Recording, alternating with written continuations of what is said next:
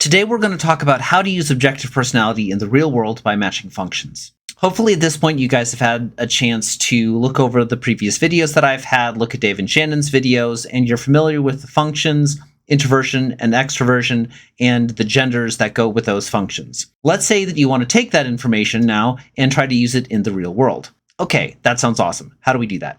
Well, if you're going into a new place, there's a lot of people and they may be confusing, they may be intimidating. There's a lot of complexity to process. And if you are tired of having to do conversations where you just talk about the weather, you might feel that those conversations are shallow and boring and they don't really connect you with people on a more meaningful level. Or you might find that if you try to do that, you end up just upsetting everyone and not getting anywhere. So what's a good way for us to use objective personality to strike that balance between being ourselves and working within what other people are comfortable with? So pretend that you're walking into a new social situation. What do? You're going to do two things. First, you're going to look for signals related to the different things that we've talked about previously. So you're going to look for the introverts, the extroverts, how introverted or extroverted people are. You're going to try to pick out their functions, and you're going to try to maybe get a sense of their genders if you can. And then what you'd like to try to do is, where possible, match their energy. So in any group of people, there are going to be introverts and there are going to be extroverts, and they're going to be on some sort of sliding scale. You can pick out the introverts because they tend to be more careful with their word choice. They tend to avoid sharing too much information, and they can be easily disrupted. Whereas the extroverts tend to focus on energy rather than meaning. They're not always serious about the things that they're saying. There's a lot of play and talk with people that has to do with the stuff that's going on around, while the extroverts tend to focus a little bit more on the energy of what they're communicating rather than the meaning. So if you're looking at somebody and you're trying to figure out if they're an introvert or an extrovert, what do some of those signals look like? Well, here's an example of Prince Harry, who is giving off a lot of introverted signals.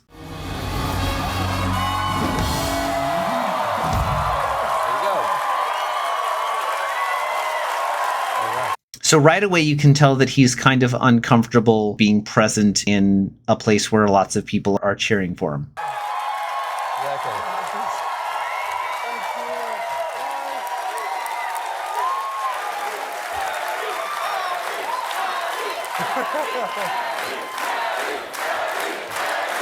Well, you can tell that he appreciates the positive vibes, but he's also really uncomfortable with that kind of connection. Thank you for bringing in the crowd.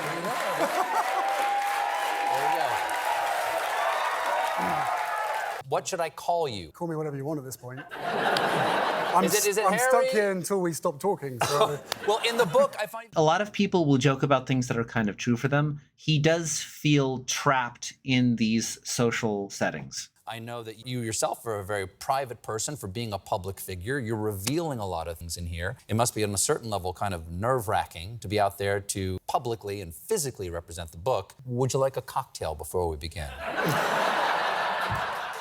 Yes, please. I hear. One of the really cool things about this is how Stephen is a savior introverted feeler. And so one of the ways that he shows empathy is by being very concerned for the personal emotional experience of others, Which are central to so much of my story in my 38 years up until this point. And after spending 2 years focused on context, what I'm going to share, how I'm going to share it, and being able to piece it all together, they intentionally chose to strip away all the context and take out individual segments of my life, my story, and every experience that I've had and turn it into a salacious headline. One of the big things that he's struggling with is the way that he is getting external scrutiny, especially when that external scrutiny is false. This is something that weighs heavily on him. This is the other side of the story after 38 years. There's a lot in here that, perhaps makes people feel uncomfortable and scared. There's a lot of people who could say these types of things and mean them, but on other personalities, they'd probably mean it in a different way. So when he talks about finally being able to share the other side of the story,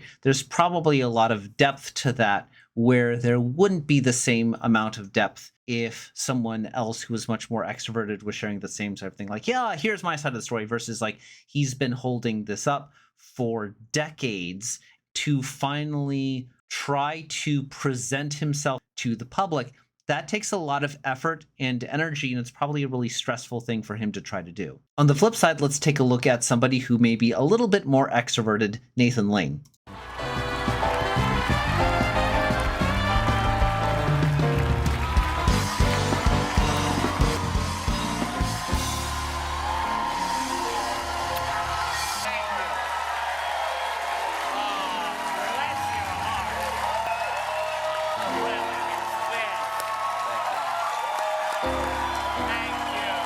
You know, Nathan, I just wish you were more comfortable on stage. You're like a fish out of water.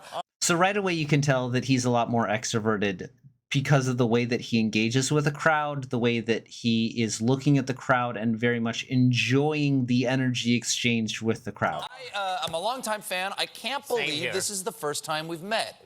Stephen, you mean you don't remember that magical night we spent with Stormy Daniels? One of the things that will tell you that somebody is a big extrovert is them sharing information and stories that you're not meant to take very seriously. They're just supposed to keep the energy going. They're just sort of supposed to lightly convey an idea or an energy about his connection with the person. I didn't think you could get that many people into a hot tub. Don't remember No, not her- ringing a bell? No, I don't remember her spanking you with a playbill or anything like that. Oh, yeah, I was a bad boy. God, it's great to be back at the Ed Sullivan Theater. I haven't been here since they fired Letterman. It was sad. But I love what you've done with the place. It's like someone took the Hayden Planetarium and put it on top of a gay cruise ship. So that's one of the things that made me think that he might be an extroverted intuitive. So he puts that metaphor together very, very quickly, very, very easily, and very comfortably, using those ideas to convey kind of an emotional truth. All right, so let's say that you picked out some introverts and some extroverts in a crowd. How are you going to match their energy and how are you going to get along with them? Well, for the introverts, that might be a little bit trickier. They're going to fall on a scale. Some people are going to have low amounts and some people are going to have high amounts of introversion. People who are kind of medium introverts, you want to ask meaningful questions and you're going to want to listen carefully to their answers because they're much more likely to put a lot more thought and sincerity into the specific things that they say. So you want to make sure that you listen to it and take them seriously the way that they probably intended. For people who are more severe introverts, you probably don't want to ask them questions, but maybe let them choose when to talk. And for people who are extreme introverts, maybe treat them a little bit more like cats, where you don't approach them, you kind of sit in the room next door and let them come to you when they're comfortable. On the flip side, we have extroverts who are going to have a lot more energy and are going to enjoy engaging with people more. So for people who are medium extroverts, probably don't stress about the answers or the banter that you give back and forth. The answers themselves aren't as meaningful as the energy. For bigger extroverts, you're going to want to try to match that energy, maybe dance, maybe party, but it's going to be about having fun and kind of celebrating the vibe. And for incredibly extreme extroverts, maybe get out of their way. They will find you and just kind of rolling with the punches because they're going to come and they're going to aggressively want to play. I kind of think of them a little bit more like golden retrievers. Introversion and extroversion look a little bit different on observers. You're going to have introverted observers, which are much more focused on organization, and extroverted observers, which are going to be much more focused on exploration and expression.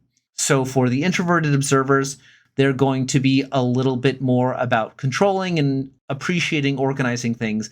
And basically, you really don't want to mess up their stuff or what they're doing. On the flip side, you'll have extroverted observers who are either exploring the physical or the conceptual space, and they really don't want to be boxed in or censored. They're looking for ways to explore and express themselves. So what does that look like? Well, here's Liam Nielsen, a savior, introverted, intuitive, and we can tell a little bit about him because he doesn't like things messed up or surprises.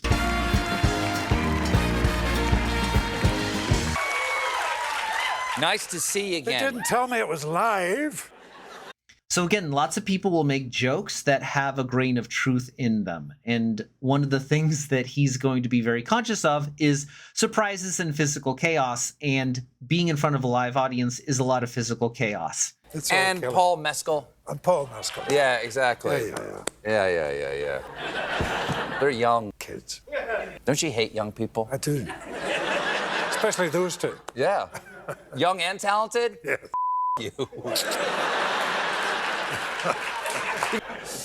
Is it true that you drove a forklift for Guinness when I you were did. younger? Yeah, for about a year and a half. What was that like? I loved the job. It was stacking pallets filled with Guinness cases and then loading the lorries and so. Oh, I loved the job. So it's interesting that he loved the job that much, and that's probably a little bit of a hint that he's some flavor of introverted observer, that stacking an organization was really nice and enjoyable for him. Contrast that with somebody like Daniel Radcliffe, who maybe wants to express himself in a much more chaotic way and needs the freedom to be able to explore different types of expression and understanding. Okay, so we can kind of pick out the introverts and the extroverts. From previous videos, hopefully you've been able to identify and pick out different functions. You'll be able to tell whether people are heavily sensing or intuitive, feeling or thinking. So what about past that? Well, there are the genders, which actually have a big impact on the ways that people are comfortable and how they interact with each other. So we're going to be looking for two different sets of signals.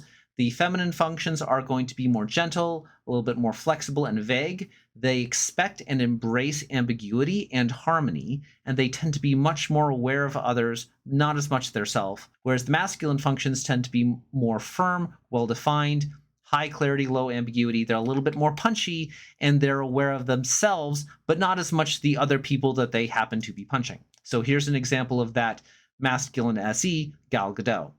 No, but I had so many almost, and another camera test, and it was almost mine, and another roll, and another roll, and then and I was like dragging my family to Los Angeles, doing this, on the same trip, we were in Los Angeles. I got a phone call from Zack Snyder, who wanted to audition me for this secret role.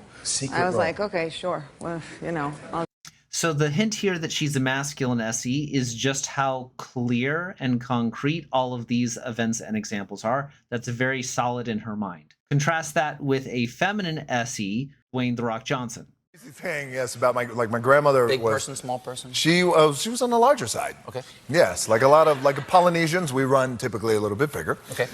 There's a joke that most Polynesians are 250 pounds, and the women are even bigger. But it's terrible. I'm gonna get texts after that.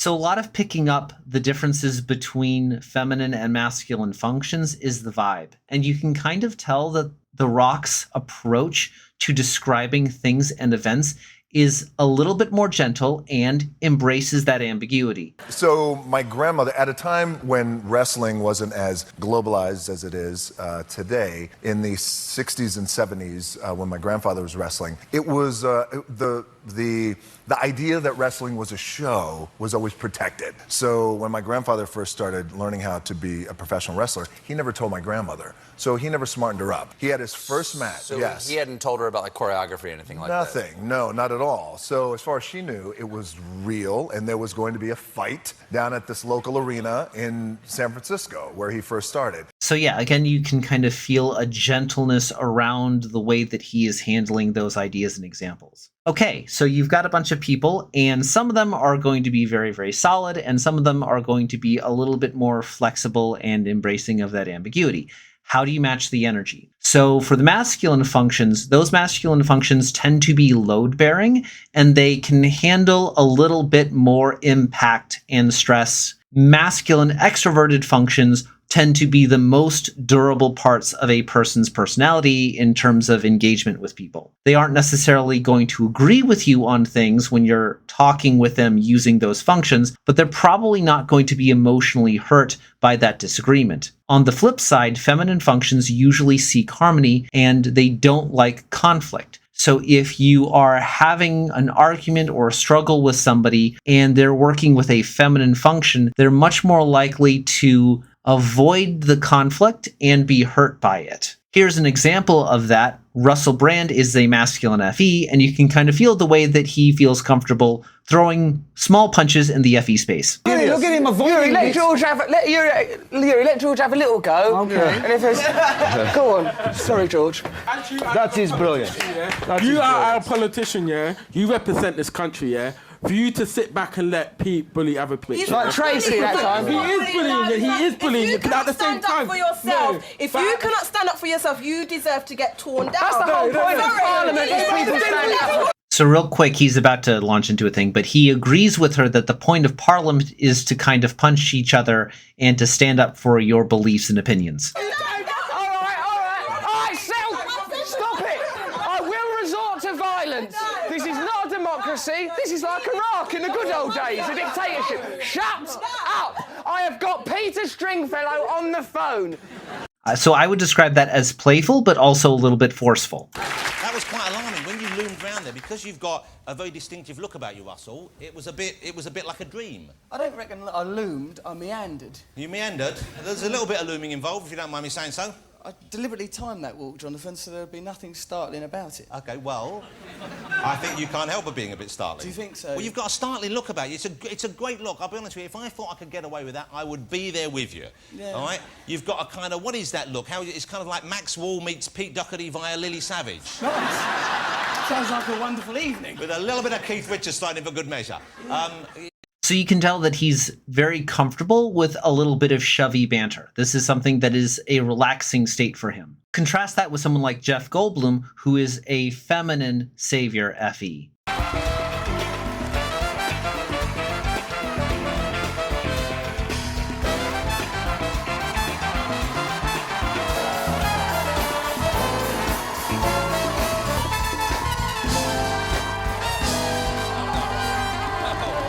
So right away you can feel that he is very extroverted. He is engaging with people, certainly engaging with people in the vibe space, but he's also incredibly gentle about the way that he does it in a way that preserves the nuance of the vibe of the moment. I beg of you.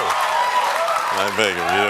Nice to see you again. So nice to see you again. Yeah, you know, I don't know of anyone who could possibly enjoy being Jeff Goldblum more than you. Oh.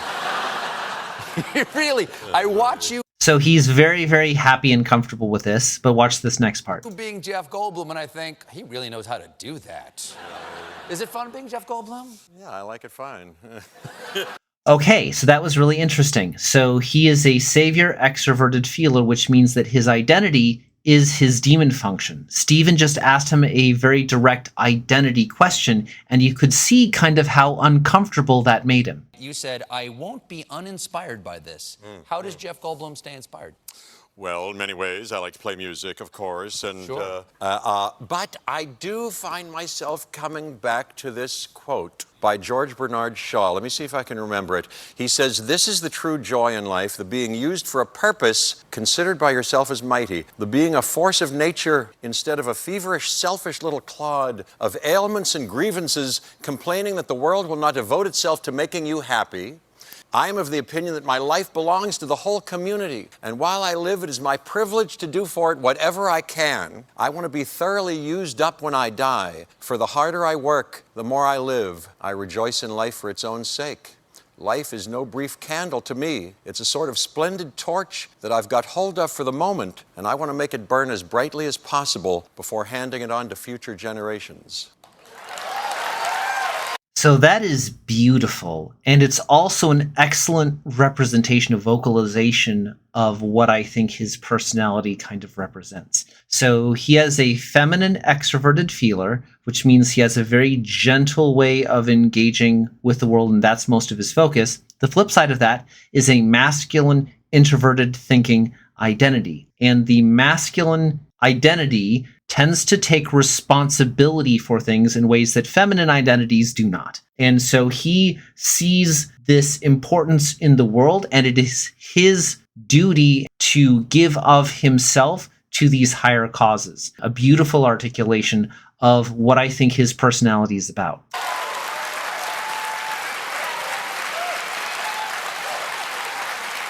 And Stephen, on the other hand, is similar but different. He's a savior FI. So he very much believes in that deep emotional motivation and that strength of purpose, but he's not going to think of himself as his life's goal is to be selfless the way that Jeff Goldblum probably is. And so you can see him kind of processing that difference.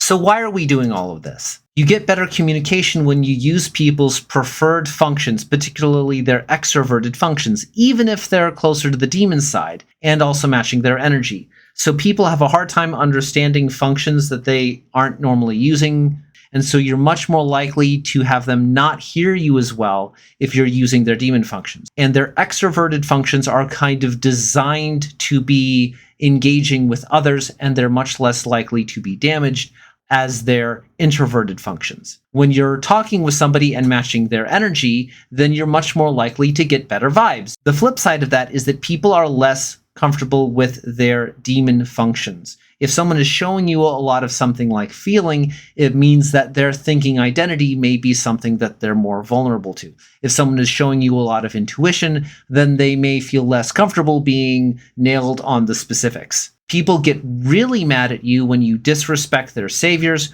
or attack their demon functions. So if you have somebody who is savior thinking, they're going to be upset if you say that logic is dumb. If you have someone who is savior feeling, they're going to be upset if you say that feelings have no meaning, right? If someone is extroverted, sensing, or intuition, they're going to be upset if you try to censor them or limit those functions somehow. If someone has a demon introverted feeling and you attack them and say, you're a bad person, they're probably going to take that very, very deeply and very, very personally. Going back to some of the people that we talked about before, Nathan Lane is definitely an extroverted decider of some flavor. I think he's a TENE, but I'm not sure. One of the things that he talks about is how he stayed in the closet for a long time. He's a gay man, but he was not comfortable expressing that because he just wasn't ready for it. That's a really stressful thing. One of the ways that you know that is because if he is that savior extroverted decider, then it probably means that he has a demon identity that is vulnerable on the inside, and he's not comfortable expressing that to the public. Famous moment on when we had to do Oprah. You know, and I don't think Oprah was trying to out me. You know, I said to Robin beforehand, I'm not prepared. I'm so scared of going out there and talking to Oprah. I'm not prepared to discuss, you know, that I'm gay on national television. I'm not ready. He said, oh, it's all right. Don't worry about it. We don't have to talk about it. We won't talk about it.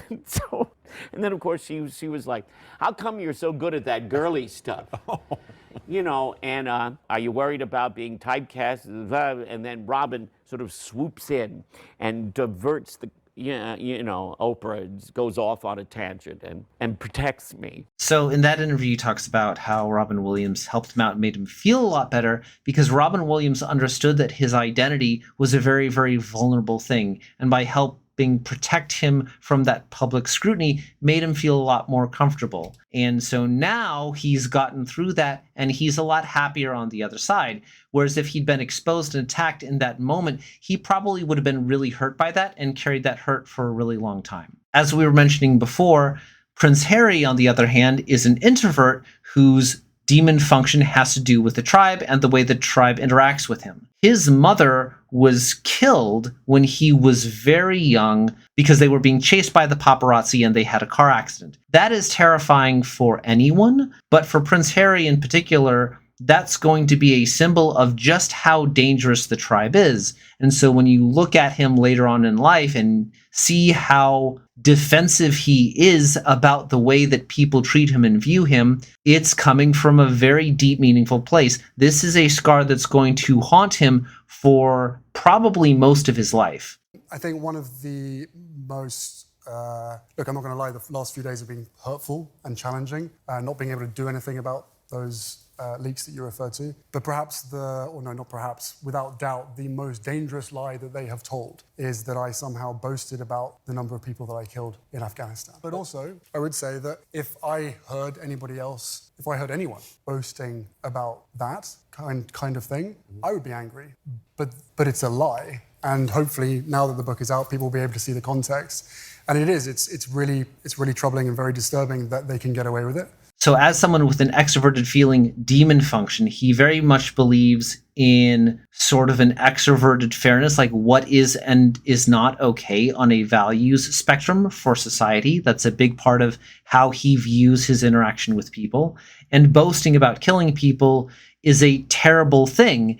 And he would be as upset at anyone for doing that kind of thing, and then to have that accusation leveled at him is very troubling, and this is something that hurts him on a very personal level. You can kind of use this logic in almost all the parts of the objective personality spectrum. If you have somebody who's a big extrovert, it probably means that they have a vulnerable identity. If you have someone who's big on intuition, it might suggest that they are sensitive in the physical space and vice versa. So with all of these people, if they are very hard and very open in one direction, you can kind of tell that the flip side of that is something that they are sensitive to. So given that knowledge, how are you supposed to go about talking to people? Because you know, just by looking at the OP math, right, there's nothing you can say or do that is going to make everybody happy. We have the math and the diagram to prove it. Someone's going to get pissed off. So what do?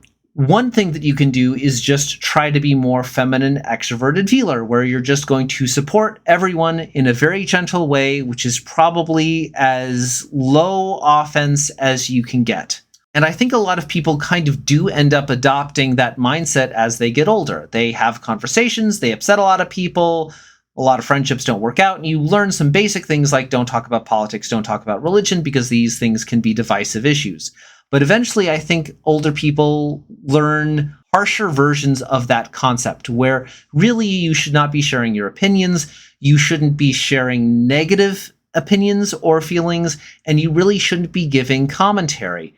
Anytime you have the opportunity to share your thoughts, it's going to upset someone. So maybe just, don't do that. Take your personality, kind of hide it. Well, I think there's a better way. If you are able to understand all the flavors of the personality spectrum, you realize that different functions are going to work in different situations just for making people feel more comfortable. With anyone that you talk to, there's probably a way that you can find common ground just by understanding where they're coming from and creating a vibe that they are comfortable with. I think by doing this, we can learn to be much more intelligent listeners. We can learn to appreciate our friends' hidden depths and even maybe make some connections that you never thought were possible. Thanks.